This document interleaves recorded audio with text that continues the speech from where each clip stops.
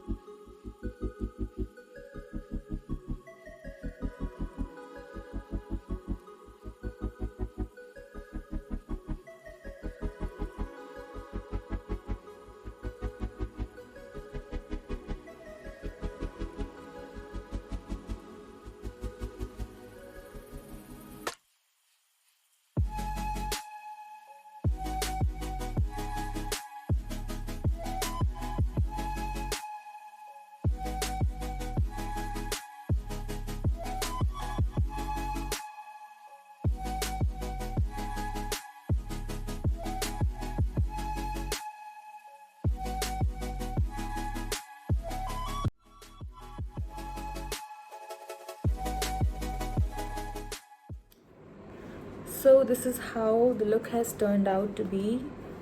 आई hope आप लोगों को पसंद आया होगा. मेरा क्या है ना, I like most of the time these kind of neutral shades. I am more into neutral shades. मुझे बहुत ज़्यादा ऐसा नहीं है कि I don't like colours, like different multi colours, but हर जगह हम उस चीज़ को मतलब कि कैरी नहीं कर सकते, उस तरह के शेड्स को कैरी नहीं कर सकते.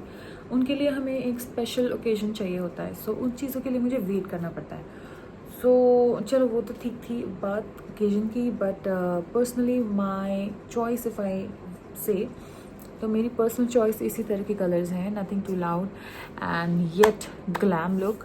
और ऐसा नहीं लगना चाहिए कि कलरफुल लुक से कम हुआ है. ऐसा लगना चाहिए कि नहीं, अच्छा लग रहा है एंड डिसेंट भी लग रहा है साथ ही साथ. इट्स क्वाइट सिंपल यार, बहुत ज़्यादा कुछ ऐसा डिफरेंट नहीं है.